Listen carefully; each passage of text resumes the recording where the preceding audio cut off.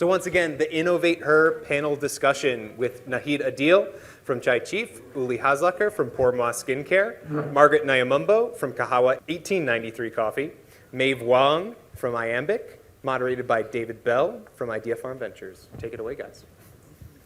Okay, fantastic. Well, I guess I'll sort of kick it off because I'm the one that's asking the questions, because answering it is more difficult. So I love the fact that Judith in the previous presentation, gave us that quote, right? It's always nice to have a great quote. You go further when you go together, you go faster when you go alone. So, I'm from down under, I've got the funny accent. So I thought I'd kick off by throwing out a quote that I think exemplifies the people here on the panel who are doing the real work, which is everybody to my right. So Edmund Hillary is a famous entrepreneur in New Zealand, actually famous with Tenzing Norgay for climbing Mount Everest. And he got all his accolades because he did it in the 50s, before Mark Zuckerberg and people used technology to do it. And people would say, this is amazing. How on earth did you guys do it? And they said, well, you don't have to be an extraordinary person to do an extraordinary thing.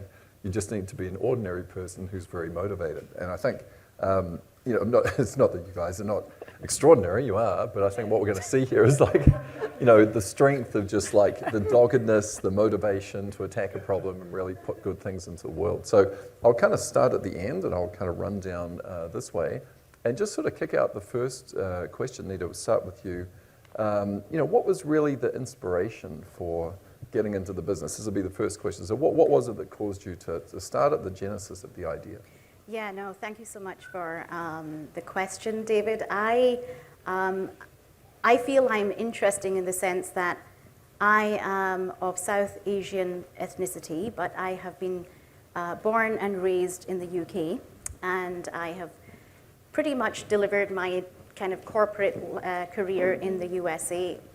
And I've been, as a consumer, I've had to be someone who has made difficult decisions where I'm walking into a mainstream brand like Starbucks. I'm able to pick up a couple of beverages there, but I've had to then bypass a lot of other products. And I've had to downgrade my experience to other food items that I want to eat and consume, but it's not the same experience as the same end-to-end amazing brand, amazing loyalty program, amazing kind of end-to-end drive-through experience. And so Chai Chef is a product of basically being able to provide a bridge between the East and West. And Chai Chef is on a mission to create what Starbucks did to coffee, and Chai Chef will do it to chai.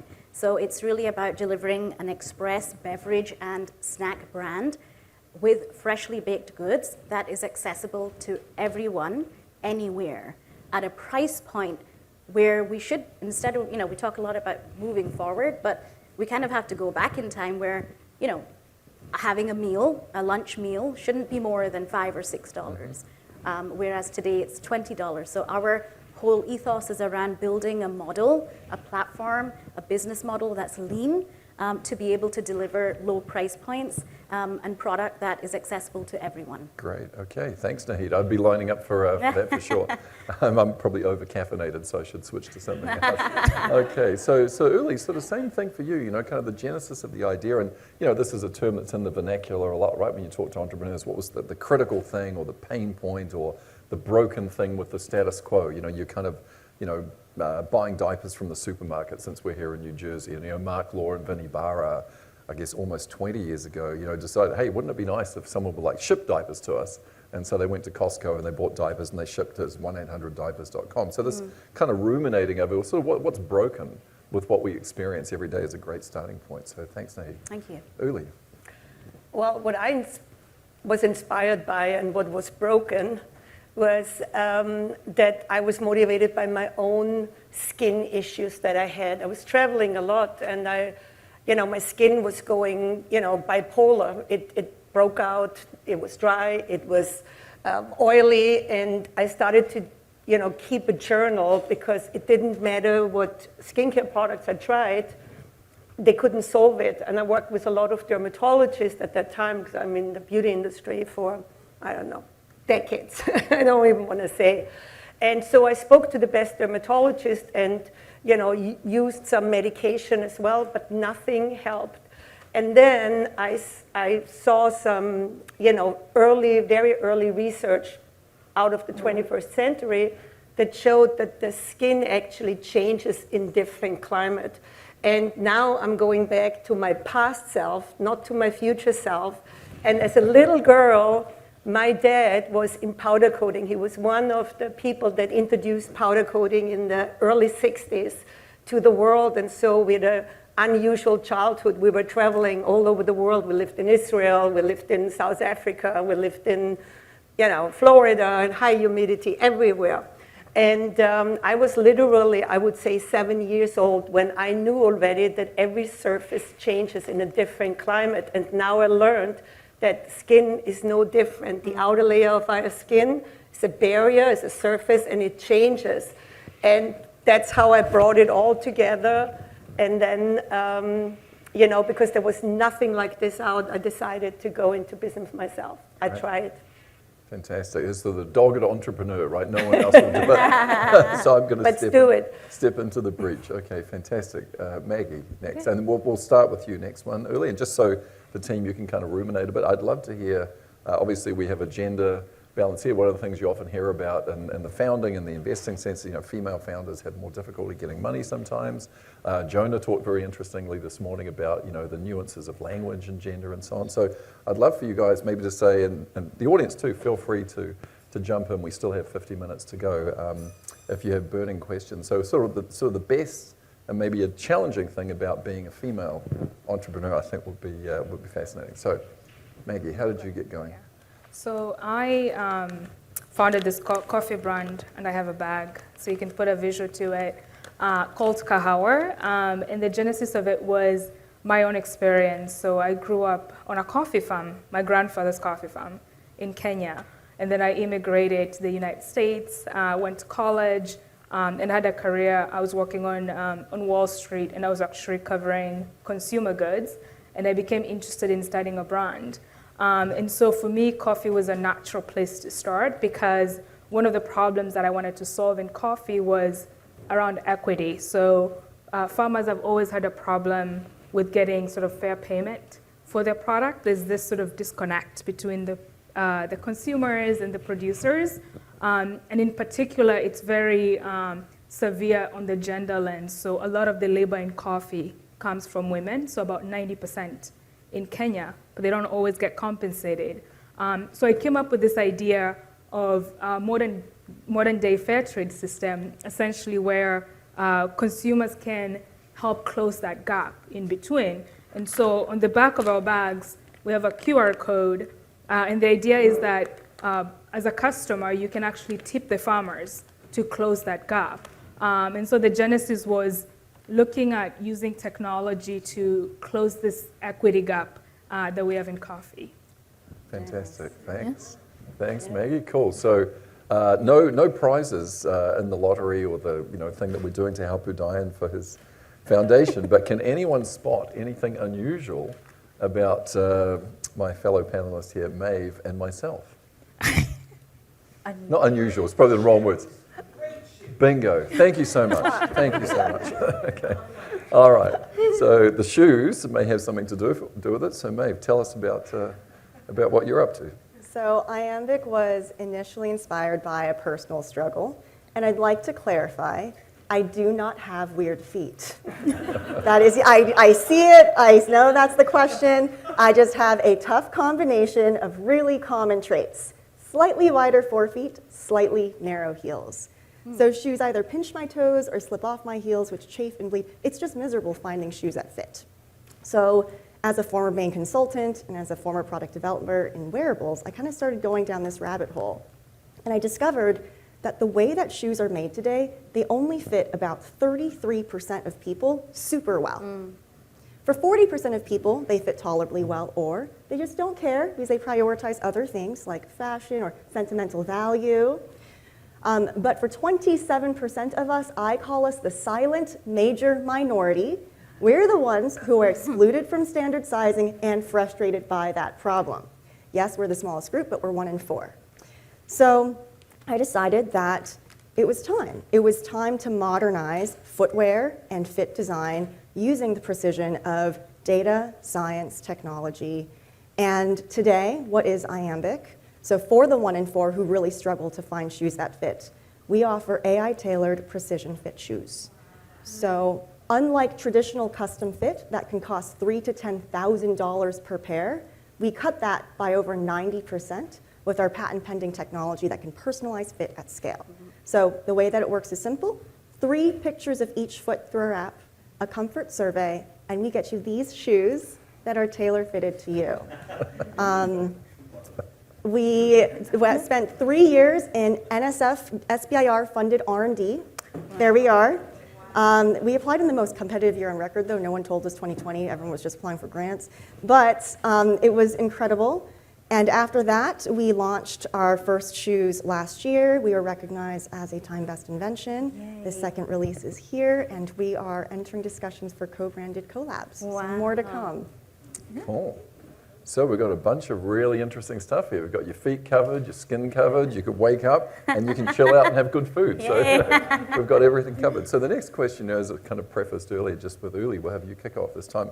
Anything interesting, challenging, unique about being a female founder, as all of you guys are? Well, first of all, I have to give her a high five. We were also Invention of the Year from Time Magazine. Yay. That's two. Great.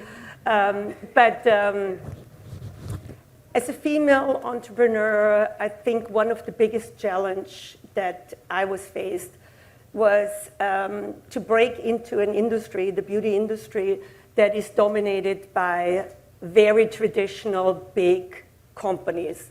And to convince people that we have created something entirely new, climate smart skincare, and that is not another marketing gimmick, but that it's actually a revolutionary system.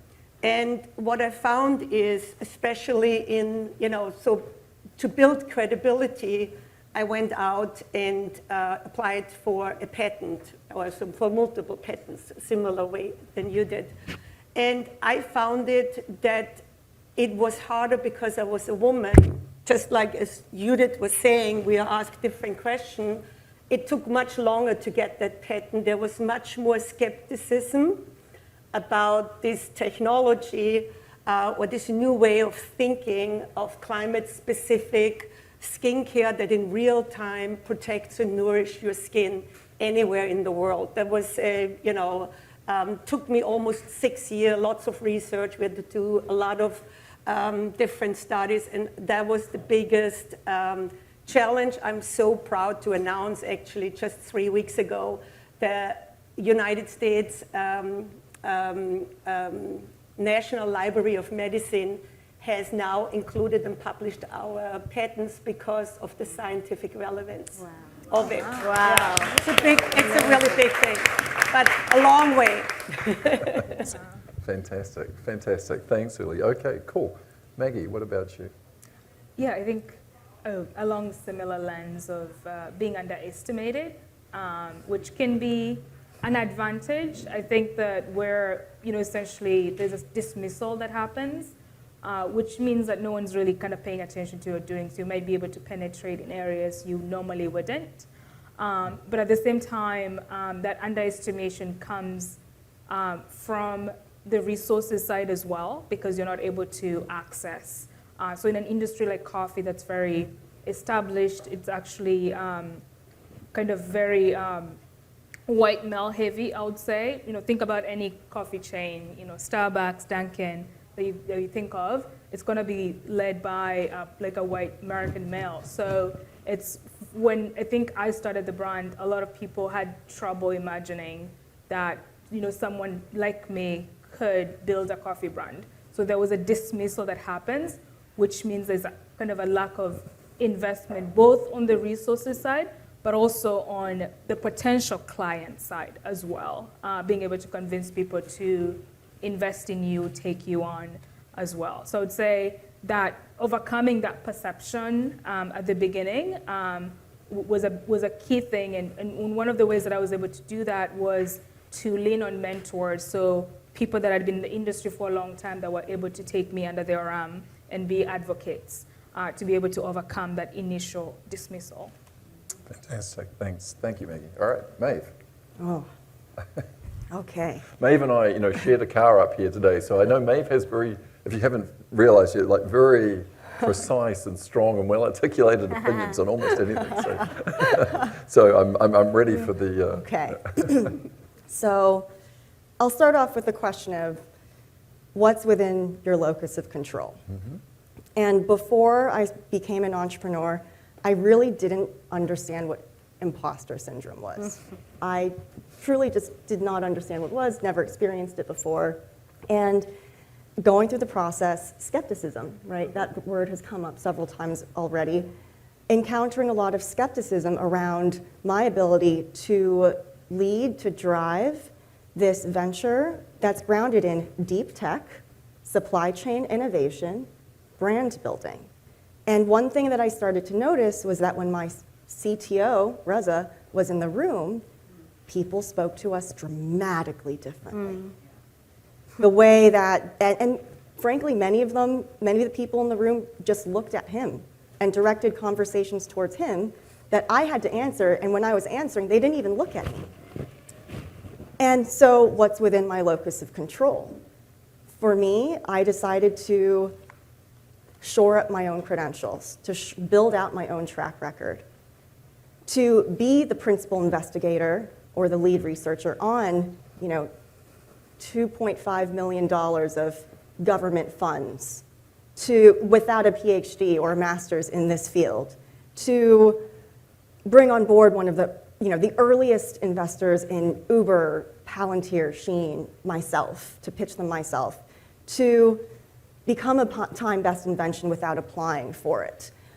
These were the things that helped me establish my own credibility with myself, because what's within my locus of control? I can't control how other people perceive me, but I can control how I perceive myself. And if that's not enough, then we have See bigger how all problems. this ties together? Like Maeve's future self is going to be quite proud of it. Yeah, fantastic. All right, cool. So Naheed, your sort of view on your journey as a female founder? It's really interesting because I kind of have to shift the lens a little bit. It was the challenges that I endured in my executive 25-year corporate leadership that actually drove me to say that it's high time that I implement what I believe I know about consumers and markets in a space that I can confidently launch. And so it was actually the fierce competition or ignorance that I was exposed to in a top-tier executive leadership team that I kind of felt, okay, now's the time. If I think I know that I'm right, let me do something. So when you talk about the challenges that I endured as a female entrepreneur, I have to say to all the external kind of connections, I was welcomed incredibly nicely. I think that I fell into a space where maybe, because there's so much work that has been done about diversity and inclusion. We're 4 of us are sitting here and we're still talking about women empowerment, but you can see the progress. I know there's a lot of work that we have to do, but there are some great women that have done a lot and great men that have done a lot to make it a bit more equal. But in terms of the challenges, I think convincing my family first that mom or wife or sister or daughter is going to shift from a corporate executive position to an entrepreneur who's going to start from the beginning is probably kind of one of the biggest challenges. Convincing my children even that this was the right thing to do. I think as a mother, you go through a lot more emotions than maybe a man when he steps into entrepreneurship. There's so many kind of hidden nuggets of importance that women have that are unsung even, we call the unsung heroes. There's things that our families aren't even aware of, or extended people aren't aware of our importance and impact. If we move out of the space, what is going to happen? So I think that financial kind of transition was probably more emotional for me, and I had to do a lot of convincing. And then the other challenge actually came from probably the South Asian circle itself. Is really you think chai is you're going to do what Starbucks did to coffee, and you're going to do that to chai. Just leave it the way we are at the back of gas stations, or at the side street somewhere, or just let it be. And I was convinced that no, if chai is the highest consumed beverage in South Asia, more than it is a consumed beverage of coffee in the USA, why can't the US consumer access chai? in the same way that they like to access mainstream brands with all that great technology and all those rewards and loyalty programs that we have. So I think that was the biggest challenge is my family, Yeah. who are now completely endorsed and embraced in our brand. Yeah. And then kind of the South Asian community kind of ready to realize that chai is kind of going to be out there now. It's going to be, on the high street, but I've been welcomed by the wider community. Right. It's actually a really interesting set of answers if you think about it, right? Because you think of there's external people that you have to deal with. You have to hire a team, you have to raise money from investors, but you also have to be pleased with yourself. You also have to integrate, we're all part of families, how the families sort of think about us going on these journeys at different points in our lives and so on. So fascinating answers. So we're going to kick off now with Maggie, and you guys get to choose, because I think we like to get both sides of the coin. So either a thing that happened or a decision that you took that you felt, man, that was a game changer. It's like there's a famous professor at UCLA called Mike Hansons, and he looks at the long-term effect of marketing, whether or not you're just burning money and it goes nowhere, or does money that you spend today actually help Johnson & Johnson or a startup or something else. And he has a term he calls hysteresis, and hysteresis is when you spend some resource and the future benefit just keeps showing up forever and a day.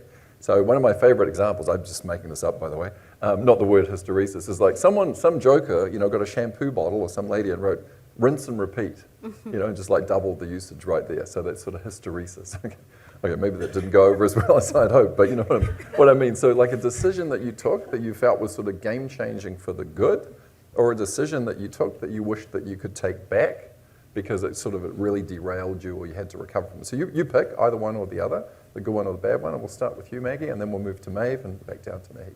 Yeah, I think that's a good layup. I would probably say my kind of big marketing decision that we made for the brand was going on Shark Tank and taking a deal. So last year, the brand appeared on Shark Tank, and the episode ended up going viral, and that was a really big brand awareness play for us to kind of get that amount of marketing nationally.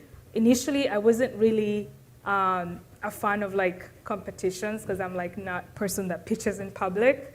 So it's not something I'd ever considered, but I think a friend of mine had gone on it the year prior, and I just applied on a whim and ended up kind of going through this very long process, and somehow it worked out in the end. It's a very long process, and it worked out, and it's been a game changer for us. I would say it did change the trajectory of our business, just in terms of that exposure, in terms of the investor that we were able to bring on, but also just in terms of the additional press that we keep receiving. And I was probably sharing with David, just today, actually yesterday, The Guardian did a piece on our product, and we've seen just amazing response from that. About 2 weeks ago, CNBC Naked also did a profile on the company. It's actually on YouTube, you should check it out.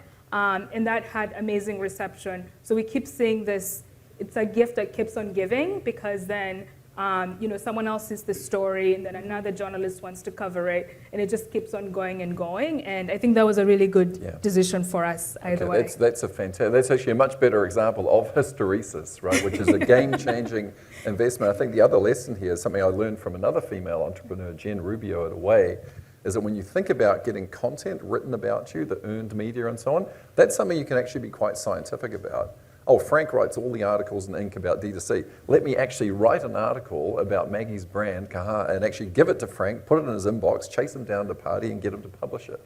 So you can actually be quite strategic in the way that you approach these things that actually have outsized influence. So fantastic. What about you, Maeve? Good one or a bad one? It's mixed. It's mixed. So IAMBIC actually did not start off as a shoe brand. We actually started off as a B2B software. Wow. So that smartphone-based foot scanner, the original concept was to license that to other brands and retailers to predict accurate sizes to reduce their 40% return and exchange rates. That was what we got our first NSF SBIR Phase 1 grant for. We go into the supply chain, we start testing this out with brands across sneakers, hiking shoes, dress shoes. They are clamoring to work with us, to a point where I'm like, I know what we're building is pretty cool, but why are you this excited about it? And he said, no other fit prediction tool had ever offered to test the millimeter level accuracy and precision of their fit predictions. And I was like, well, we're government funded, so we have to report this to National Science Foundation, so let's get to work. Oh, failed miserably. First, the people who were most likely to use the foot scanner, the 1 in 4, didn't have product that would fit them anyways. The second, we found quality control issues where there were discrepancies between 3 to 30 millimeters between the product spec data and the final physical products. For context, a half size is 4 millimeters. So when we were being asked, so how accurate are your fit predictions? I was like, well, our fit predictions are what they are, but your physical products are nowhere near what the data is that you're giving me. I'm going to spare you the gory details, but I will say that as we went into it, realized that footwear fit is not a data matching issue. It's fundamentally a design and manufacturing problem. And that if we wanted to truly get people shoes that are their best fit, especially the 1 in 4, we'd have to take ownership of the physical end product, and we would have to be as close to the end user, i.e. our consumer, as possible. And we'd also have to build it from the ground up with a data-driven supply chain ourselves. So that was made a pretty big decision to pivot from software to footwear. And it was really scary. There were moments where I wasn't sure if we're going to make it because they're fundamentally different businesses, fundamentally different skills to make these successful. But I think it is, what makes us who we are today as a quirky brand. It's actually a really interesting point coming up here because there's sort of two theories of founders. And there's one theory of founders, I actually heard this from the fellow, I forget his last name, David, who started Masterclass, and he was given, I think, $500K by somebody. I'm just introducing a man here to balance things out. His name's David. And he was just sort of a bright guy. And some VC said, I'm just going to give you some money. I don't care what you're going to do. You'll figure something out, which was kind of what happened with Maeve, right? She had this determination, an idea, and okay, it's going to go here, now you go the other way. So very much sort of founder-centric. And then the other idea, if you read Aileen Lee, another famous female investor, she actually introduced the term unicorn into the vernacular. So when she launched her own fund coming out of Kleiner Perkins and launched Cowboy, she wrote an article called Welcome to the Unicorn Club, Looking for the $1 Billion Startup. And I was a professor in 2013 when that happened. The problem was that every man, woman, and joker in the class thought that they were going to start a $1 billion sock company or goodness knows what.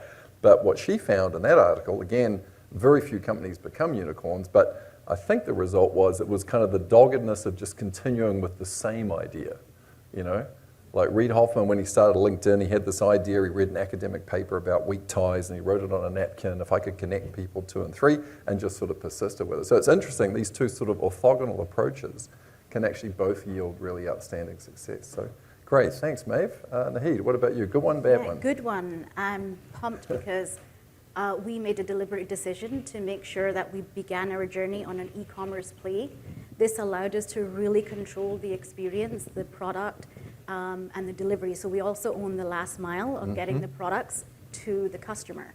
And what that allowed us to do was really optimize kind of the menu as we went along as well to really understand kind of customer feedback. We did a bunch of like R&D events as well. We had people from all walks of life in a room drinking the chai, and what we found was people who were of non-South Asian descent were drinking the chai much more than those who weren't.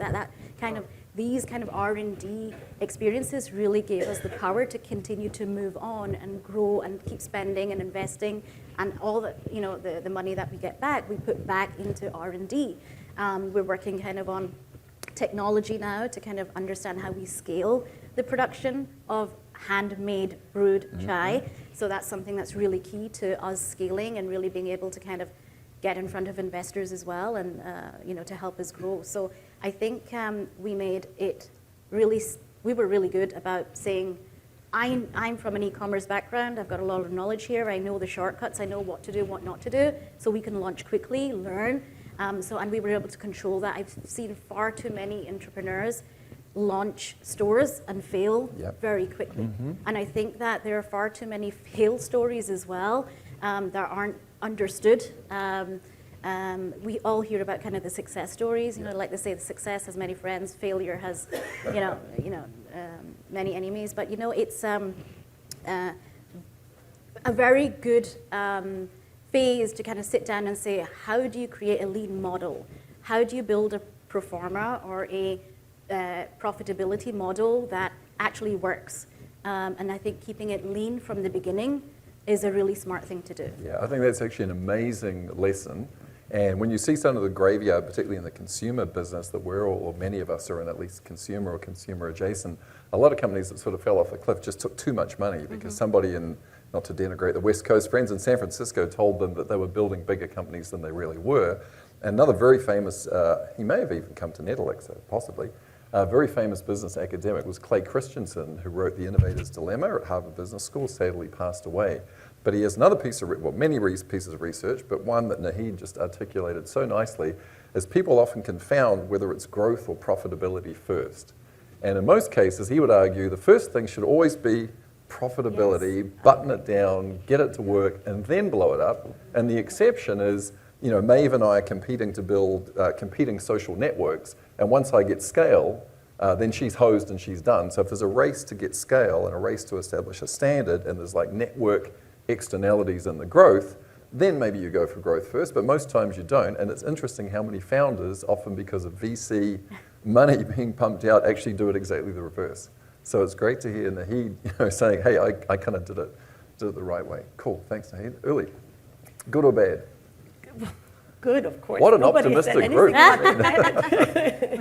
I'm going to share a bad one then too. Well, I think a key decision that was good for us was that, I stick with the patent even it was such a difficult process.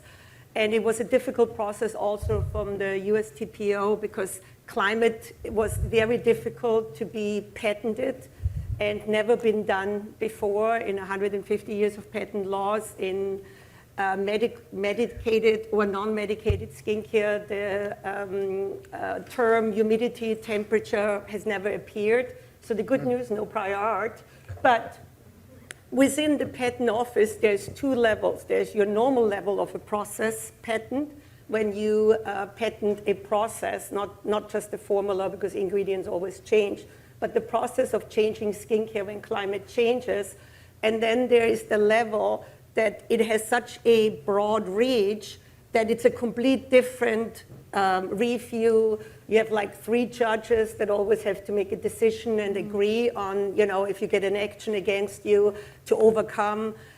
So the process was very intense, and many people were like, why are you still throwing money away? You will never get it. And, it was the tenacious nature of seeing, working with the, examiner that we had and really believing I could turn it around. But another thing we did just to, step by step get that credibility, we made the decision to use the time, spend more of our retirement money and our friends' retirement money, and now do a really large pilot study like a L'Oreal would do. And we did it all over the United States, ended up 2 years in all the different local climates and seasons. And what we found is that some of our formulas actually didn't meet the customer satisfaction. Even we spent so much money on development in the laboratory because theoretically they should have performed in a certain way. And just like as Judith was saying, a lot of research is done. Look at this, isn't it great? And then everybody says, of course it's great. So when you do it in a small way, you don't really find the answer. It has to be, at least more than 1,000 people, and it has to be in a different way of how you ask the questions. You want to hear the criticism, in a pilot study. You don't want to know what you do right. That's obvious. So. So we had to rethink some of the formulation of how we can get that customer experience of these new formulas, biomimetic formulas that create like a second skin to really slow down oxidation, nourish and protect in the environment you are in. And we did it. And eventually, it helped us to get the patent. It helped us to be now in the National Library of Medicine because it has this data. Wow. It eventually allowed us to make completely new claims in beauty that have never been done before. We are allowed to claim that our formulas protect and nourish in the climate you're in. Wow. Never been done before. And and so we are, it was a key decision, and it turned out good for us. What we maybe, looking back and maybe have not done enough or right was I'm dreaming about the unicorn. I want a unicorn for my brand. I really do. And to being in the industry for so long, to make this a unicorn, it has to be really working, and it has to be very carefully built. So I have been staying away from too much marketing, from the Shark Tanks, from the opportunities. We won Time Magazine also without an application. I was shocked when we won, and it put us on. I thought it was a phishing 2020. scheme. Okay, Yeah. I thought it was I thought it was spam when it first came in. Did you? No, they contacted me actually about 2 months before and said we are, final 15. And so there was a more intense research done about the brand, if this is all real and everything else, because we didn't apply. So it wasn't just given to us. There's in the Time Magazine, there was a whole process now. We had to send product, we had to send the labs, we had everything that I guess normally you do in an application. So we thought it was already incredible being one of these 15 brands that they did more research about it. Mm-hmm. We never thought we're gonna win. And we won 2020, and it was actually said that when you win the beginning of the decade, it's even a bigger one because it's the foreshadowing of what is to come. The category will climate-centric, and look, L'Oreal just moved into the space now with, climate-centric, and, I'm predicting here that in 10 years when we meet again, every skincare will be climate-centric. Wow. This is how skin works. Nice. This is how cosmetics should be done and will be done. Awesome, thanks, Uli. So I think we're going to go back to Maeve now, and I think given our gracious host, Udayan and his team, and the presentation that we just had earlier, I mean, it's hard to walk into a room anywhere without somebody talking about AI. I think one of my I can't even vote, so I'm not really political, but a guy that I don't particularly like is a fellow who's the governor of California, because I'm out there sometime. I see that he's just banned AI-generated political ads, partly because he was in one. This sort of made him look a bit foolish. So the question, starting with Maeve, is how do you envision, and maybe you've already started, so if you've already started, is there a technology-based kind of tool of the sort of thing that Udayan has in his suite that's helping you make better decisions, or ways in which you kind of anticipate that AI-generated tools will help you hire, help you brand, help you allocate resources? So either your anticipation or your actual experience of the kinds of things that Udayan's putting in front of us. And we'll just run straight down this. Yeah, I'll say that for us, in terms of AI machine learning, that's always been core to our value proposition. And I've actually had investors recently try to convince me that what we're doing is not AI. It's been wild. But at the end of the day, we've literally collected thousands of foot scans, tens of thousands of foot scans and data. We've trained all of our own machine learning models on our own data that we've collected that's proprietary. That's really the soul of AI. And for us, it's the translation of fit data, your foot preferences, your foot measurements, your fit preferences into a shoe mold. And it's that translation that is unique to us. That's what the machine learning models do. Because a shoe needs to fit your foot perfectly, move perfectly with your foot, and look nothing like a foot. Wow. There are 1,000,001 ways for me to get you all shoes that fit your foot perfectly that look like clown shoes. There are far fewer ways to do it where it looks like a shoe that's actually sleek. So our machine learning models, we describe them as actually automating an art, not just a science. That's why there's so much testing that's been involved. That's why it's involved so much government-funded R&D. And so when we go out there, initially back in 2022 when we were contemplating this pivot, and we're leaning into our machine learning models, people were like, don't mention AI, don't mention any of the technology, just talk about comfort. And I was like, oh my God, okay, no one's gonna care the tech, let's just focus. And comfort is the C word in footwear. because there's a category and it's called orthopedic shoes. And that is not what we are. But I'm kind of digressing. In any case, yes, that's how we're using AI. It's just central to our product. Fantastic. Yeah. Thanks, Maeve. Okay, Maggie, what about you? I would say not quite as intense. We don't use it directly in our own product quite yet because it's coffee, but we use it in other applications that we use. So we use it like in our marketing stock, in our customer service, being able to kind of automate customer service, for example, within our marketing, being able to automate a lot of things, but also be more predictive. I think Dan spoke a little bit about that. Marketing in an AI is becoming something you have to do. Otherwise, you're going to spend too much money or waste too many marketing dollars.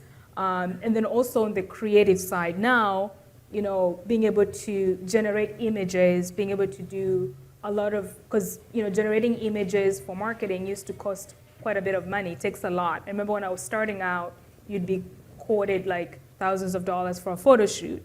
And it was a lot for like a startup. So being able to be nimble and use AI to be able to mimic creative helps a lot with being able to do more testing, creative testing in advertising. But I think in the coffee world though, because I am kind of interested in how AI is going to transform it, we're seeing it being used more in personalization, so being able to learn about people's tastes and make it personal. So over time, kind of including that into our brewers and the brewer being able to learn your taste and brewing to your capabilities. So that's an exciting thing. And then if further downstream, so on the farm side, one of the things that's interesting in coffee is by 2050, about half of the area that grows coffee right now is going to be not possible to grow coffee because of climate change. Wow. But then the population is going to double. So we're going to have twice the amount of people drinking coffee because we're seeing coffee consumption growing, especially in Asia. So we're going to have double the amount of people drinking coffee. It can only be grown in about half of the current land. And so part of AI is really doing a lot of work to be able to come up with new kind of varieties of coffee that can thrive in different climates. So almost like climate for skin, but like climate that for each coffee variety, finding the optimal variety that grows in that climate, but also like modeling it into the future because you want to plant for the future, not for today. So that's something, something fun and cool in the industry with AI. Awesome, thanks Maggie. Uli, what about yourself? Well, we leverage technology already. We have our proprietary technology called the Cream Finder and the Drop Finder, which uses real-time location and weather data and environment data to tell you exactly what you have to use. So our consumer never have to guess. What we found in the pilot study was that people didn't know their climate. They really were very unsure what product to use it wrongly. So all our packaging has a QR code. You scan it, and you never have to guess. You tell it right away. An exciting new product we launched in 22, where we won Popular Science Best of What's New, which is their 100 best invention of the year, was smoke alarm drops. We created the first 100% efficacy solution to protect the entire skin, dermis and epidermis, from wildfire smoke. So what it will tell you when you scan it, if there is wildfire smoke in the air and you have to protect your skin.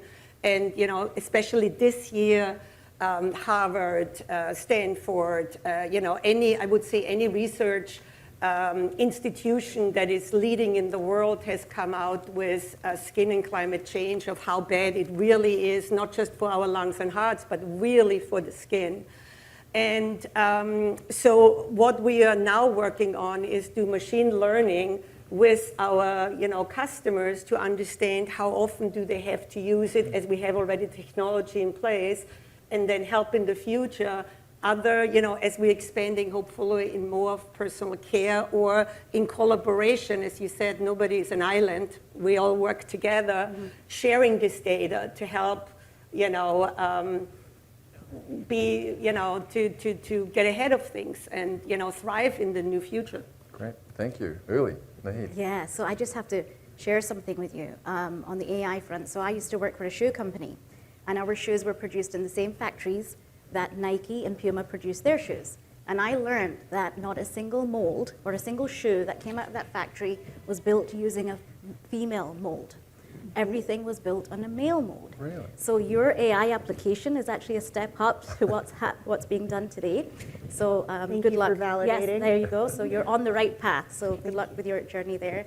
So we believe that AI is going to be very high in the usage of propensity in the food and beverage space, especially in terms of menu suggestions and recommendations, in terms of real-time dispensation of rewards and benefits, in-session experiences. Especially we're tying AI very highly to our kind of future drive-through experiment. So I think that that's going to be key. AI, I think, is going to be deployed a lot. And so we are reviewing a few different tools on the market, and we're already kind of accessing it for, personalization and customization. But I think it's going to be a very big talking point in our team. Thank you, Naheed. Thank you. So just sort of being mindful of, the great group that we have here, I want to throw out one more question, which is, what advice, because there are four, I think, great founders here on the stage. There's probably I know there are other founders in the room or even aspiring founders. Anyone can start anything at any point out of an insight that you have.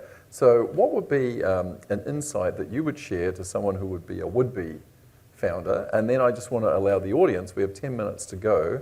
If you have burning questions, and just to keep on the clock, that you want to address to any one of our founders on the stage, let's give that an opportunity as well. So we'll just run down quickly. You're back on the spot, Naheed. What's one piece of advice? We'll run down and then we'll open up for some questions. I think it really has to be a real gap in the market today because of how competitive and how intense and how kind of privileged some of the markets are with access to capital, cash, and all the other investment opportunities that sometimes just for the privileged few, really having a realized gap with a real answer to what problem you're solving, I think is the biggest win. Amazing.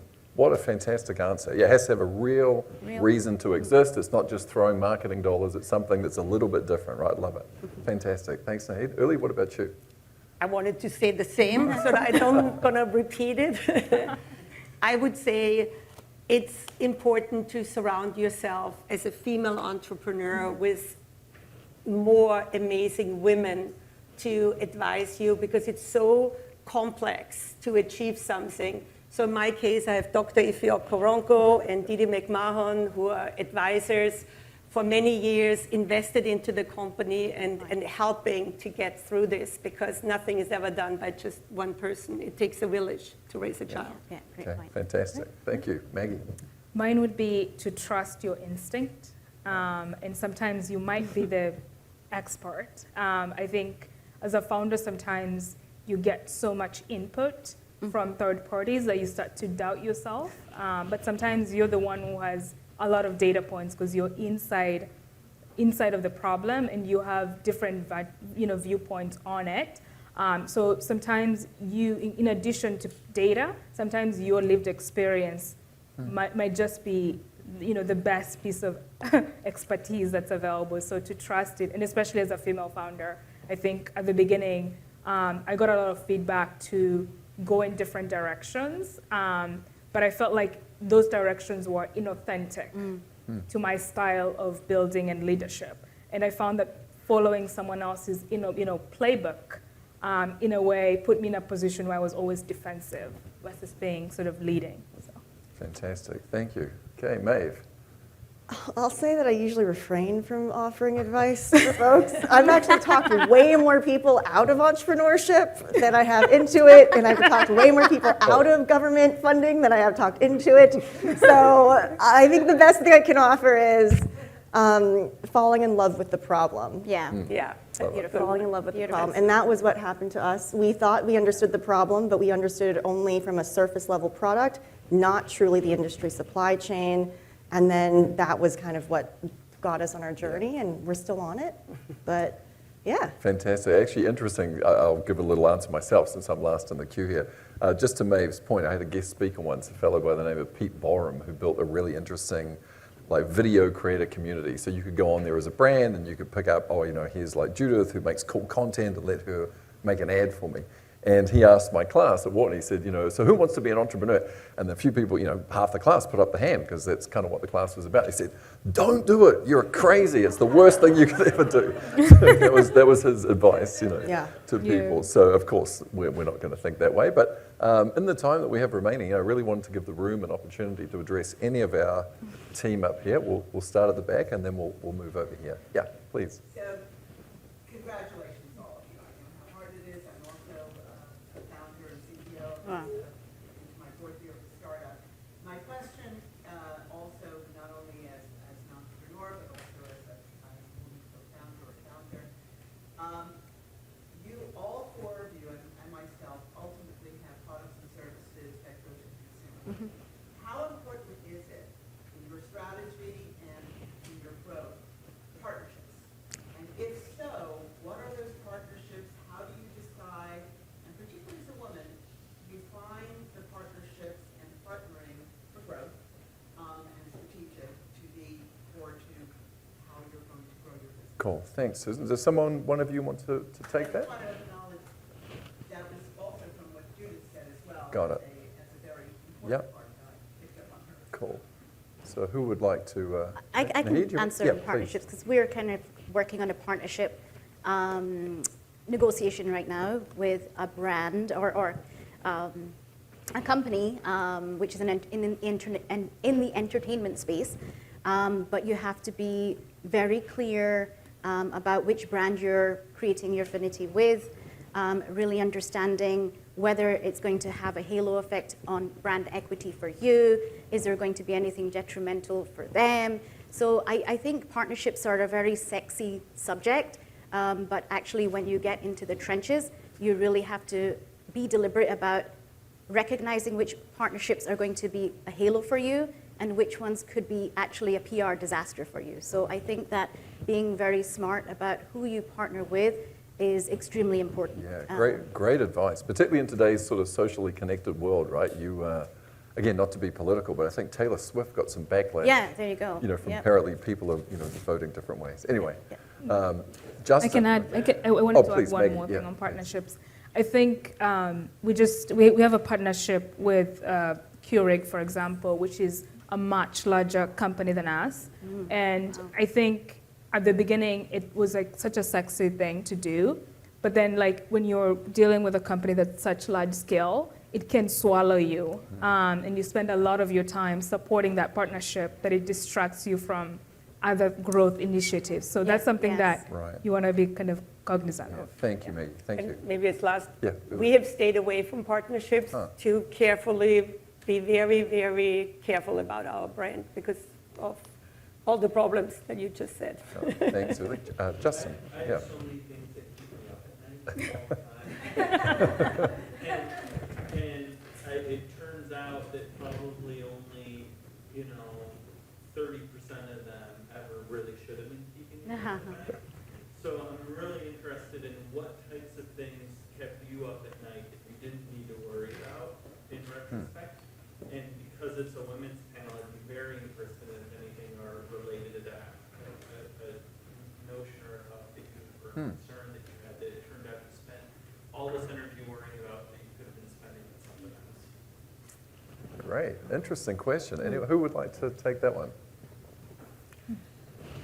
I take it maybe. Okay, go ahead. I have to tell you, everything is real for a female entrepreneur, and everything I've worried about, I worried about, So it wasn't. I never ever had the feeling it was not relevant to worry about it from everything. But what turned out to be we always don't know. I think there's a famous story about that there is these balls, and some of them, they bounce back when they fall, and some of them, they shatter. And you never really know until your juggling, doesn't work anymore, and, does it bounce back, or does it going to shed?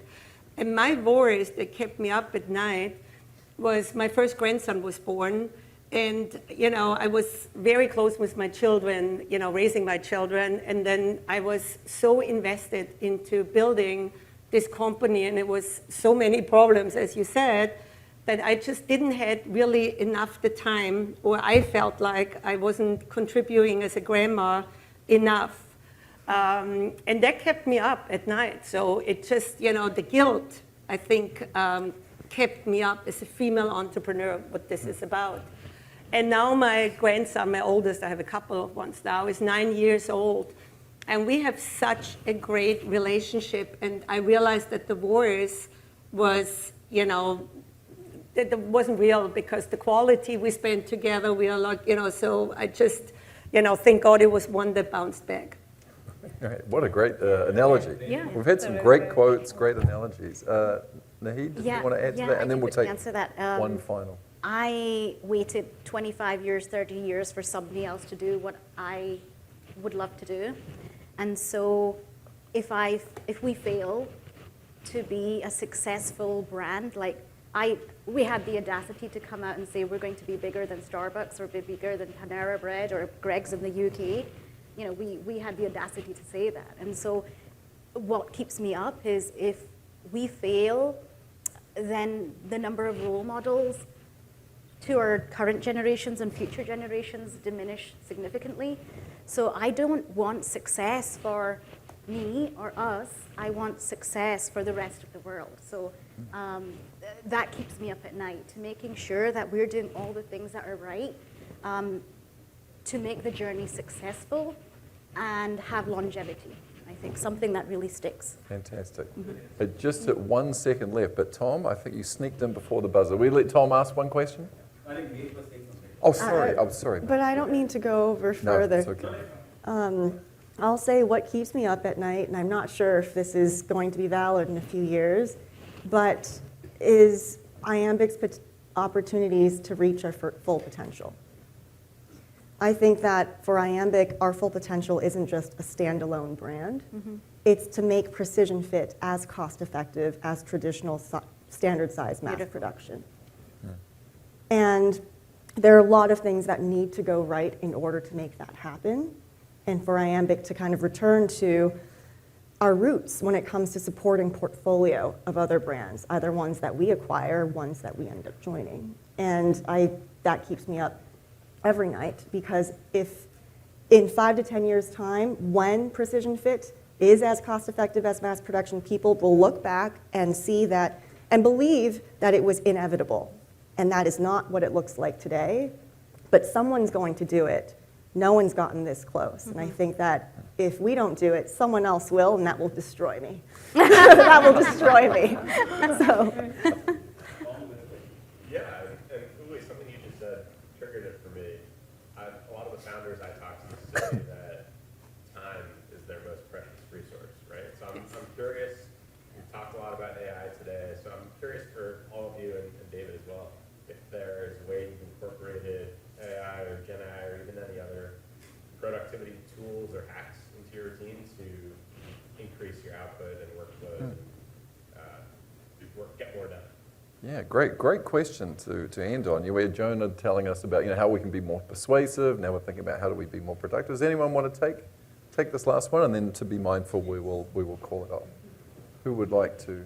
I can just quickly, Yeah. For me, we use AI for kind of R&D and strategy. It spits out answers for us, which would have probably taken someone a few months to compile a presentation and deck for us to learn from. So that's been great. We implement all our kind of workflows from an email standpoint. It's all automated.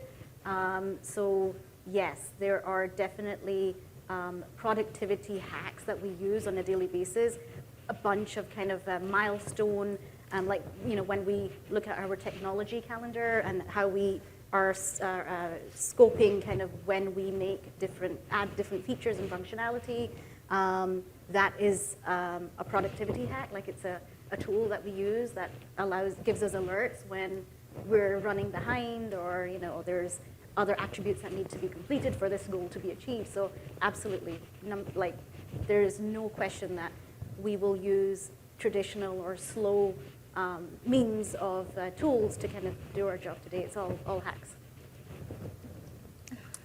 Well, we're so lucky to have such an amazing agency with NetElixir, who is using AI learning to advise us phenomenally.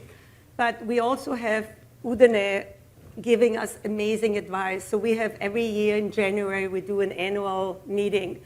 And so this year in January, Udine was explaining what he just showed before, that this increase of your high-value customers is going to do the job for you, and you don't have to spend so much time and effort.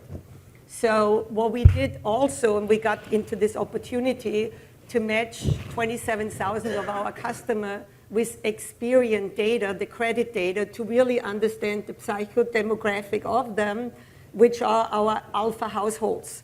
Matched it with the NetElixir data, and really, which so surprised us going to Taylor Swift, we are California, we are a climate-based skincare, and turns out that 90% of our customers are conservative, which I would not believe when you would have told me.